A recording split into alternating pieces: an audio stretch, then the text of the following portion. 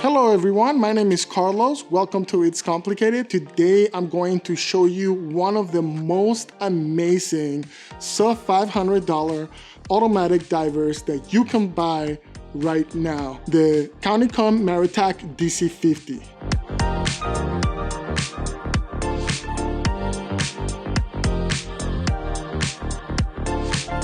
Alright, so this is the Countycomm Maratac Dc-50. This watch on paper is just mind-blowing. It's just hard to find any other watch that looks this good and offers these specs under $500. So let's get started with some highlights. First of all, a sub $500 watch sporting a Miyota 915 movement. That means 4 Hz, 3-hand date movement, not your usual NH35. The next thing is the entire watch is built on grade 5 titanium. The Dc-50 is basically a super compressor style watch, and it sports a 500-meter water resistance, which is just nuts. Being that the watch sports that insane 500-meter water resistance, Maratac also basically added a helium escape valve in between the crowns. Just mind-blowing, the amount of things. And of course, last but not least, the lume on this watch is insane. Like, it's just a torch. So pretty insane specs if you ask me. So before I move any farther on this review, I do want to point out that this watch was sent to me by Mike over at Countycomm. You know, without their support, this video wouldn't be happening right now. All right, so if you're like me, you probably haven't heard much about Countycomm or Maratac. Like, you do see some of the watches pop up here and there on like different Facebook groups when it comes to microbrands or affordable watches, but I kind of get the feeling that for the most part, Countycomm and Maratac are like heavily slept on. I do know that Countycomm makes most of their business providing products to government agencies. They're part of the government procurement program, which is basically how different manufacturers are able to get government contracts to supply the government with goods. I think that most of their market actually comes from like those sales to government agencies. So I think this is probably one of the reasons why most people don't necessarily know much about Countycomm or Maratac watches. The insane aspect of these guys designing watches is that everything they build is kind of built to government specs. So that means that, like, since they supply stuff to law enforcement, since they supply stuff to military, like, they make some like super rugged, tool first, no nonsense products. And the Dc-50 is basically the ultimate amalgamation of that. For $500, I truly believe that this is the ultimate tool watch that you can find.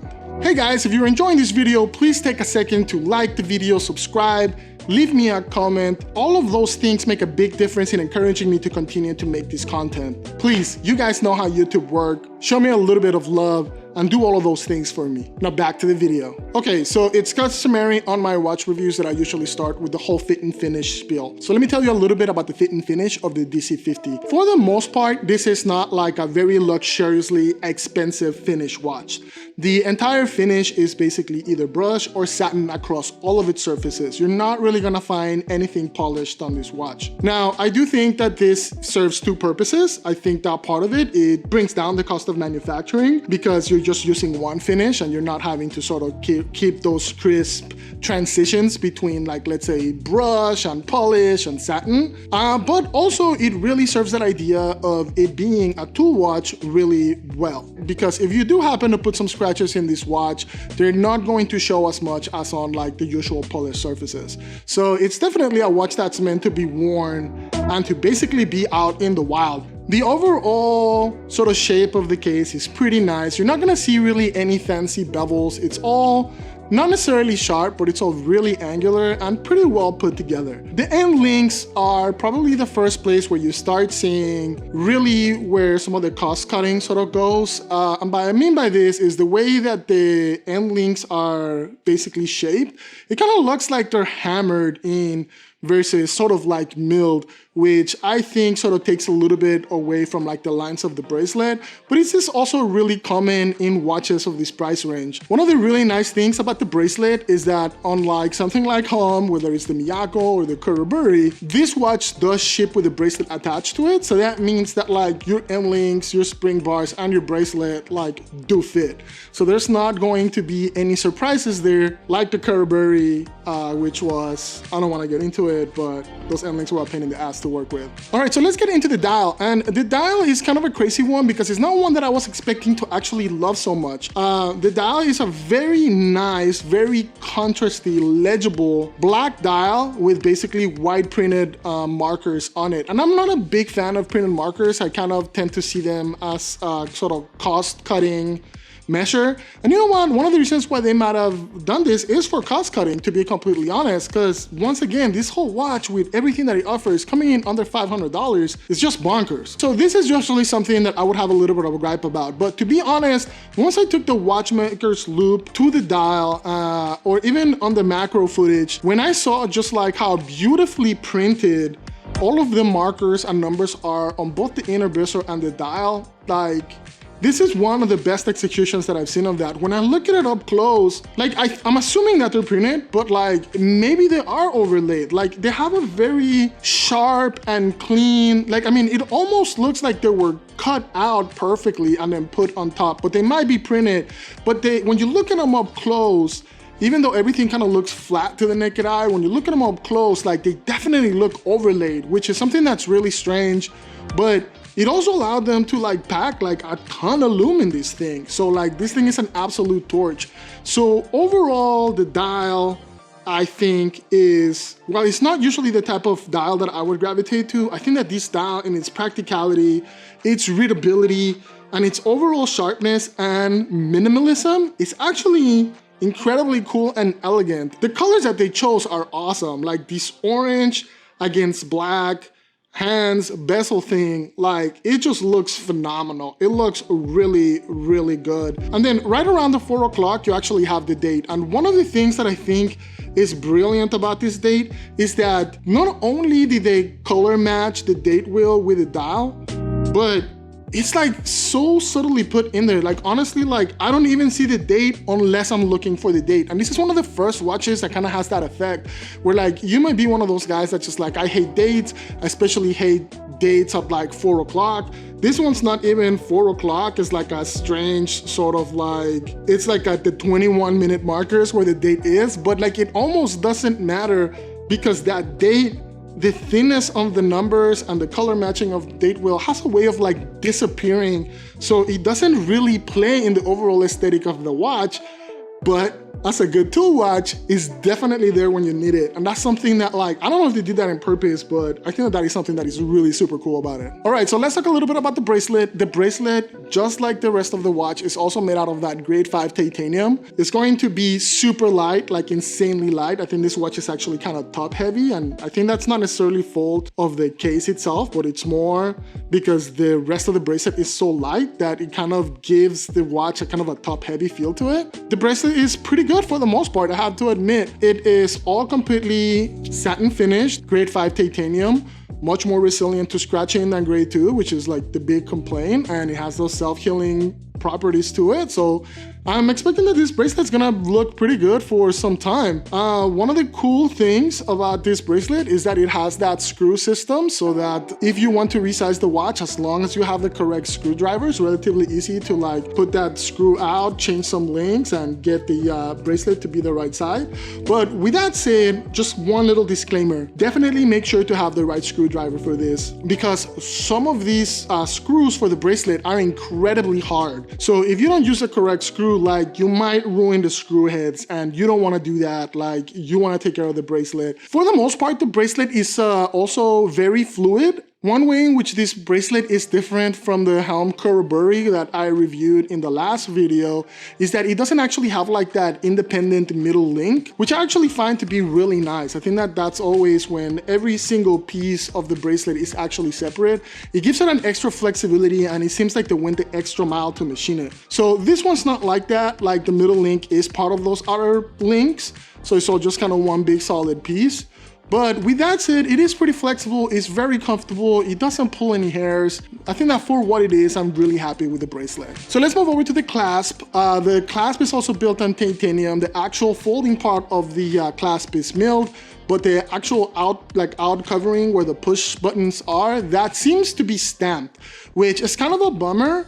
You know, especially when you compare it to something like the Khuraburi clasp, which is fully milled titanium. But I like the fact that they actually put twin pushers on this particular clasp to open and close it. It's easy for me to let go of the fact that it might be stamped because it provides those pushers. The last thing that you will see is that just like the Helm Khuraburi, it has that little flap, like that extra security flap that you can basically like flap on and off to further secure your watch. I'm not necessarily sure that that was needed. I'm not a big fan of these flaps personally on any watch because I think that it's just another surface that is going to scratch your watch. So I think that the clasp is like okay, but it definitely could have been a little bit better, but it's still pretty good based on the overall value of the watch and all of the things that you get. The last thing that I'd say about the clasp is that it does have 4 micro adjustments, so you should be able to get the correct fit for you pretty easily by removing links and by using those 4 micro adjustment holes on the clasp itself. All right, cool. So now we're getting into accuracy. As you guys know, every watch I review, I put the time grapher.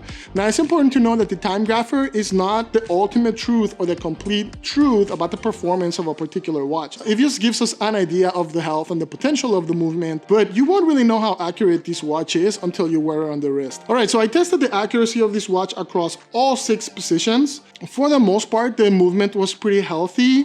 I think the amplitude was slightly low. Usually I would want to see like a 300 amplitude, but this watch was going between 274 and 250, which is well within spec. That's still a healthy movement. Sometimes you just want to see a little bit more. The lowest beat error was 0.2 and the highest was 0.4. As far as the actual performance of the watch, we have an average seconds per day across all positions. That was basically +7 seconds per day. The spread between the lowest position and the fastest position was 22 seconds. The more important thing to know about the accuracy is that the standard deviation is 8 seconds per day. And so what that means is that that's the average time difference across all positions. That's an important number because that gives us a better idea of how accurate the movement is. So overall, I'm expecting this watch to run under 10 seconds per day. When I look at these numbers, the thing that I gather from them is that the movement is healthy enough where I think it could actually benefit for a bit of like hand regulation.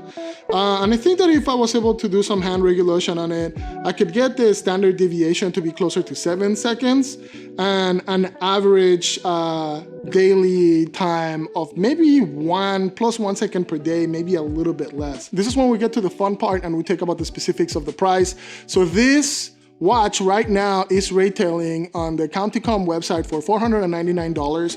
If you want to save a little bit of money, you can use a discount code that was provided to me by Mike over at Countycomm. The discount code is IC10. This should give you about 10% off of your purchase, which will bring the price down to about $450. But I'm gonna give you a tip here because I don't really care if you use my discount code or not.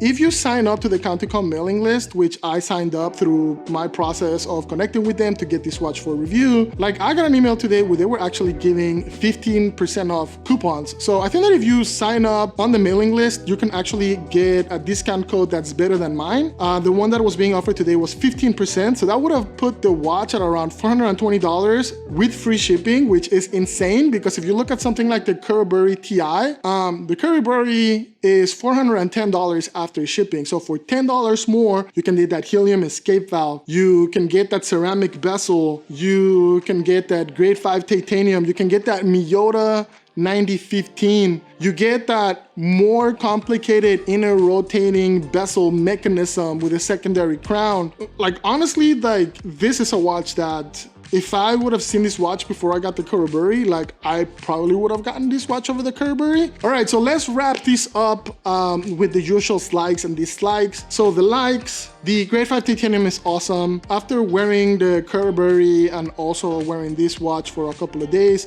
I feel like I'm kind of getting used to the whole titanium lighter thing, and that's something that kind of messed with my brain before. So I think that like I'm starting to get a little bit more excited about, you know, like the aspect of titanium in watches. So I really like the fact that this is grade 5. It definitely feels like the money is going in the right place. The other thing that I have to point out that I absolutely love about this watch is the single dome sapphire. I mean, this thing has distortion for days. I mean, it is just like, I don't know, like I'm a sucker for single dome, like the whole refractive distortion thing.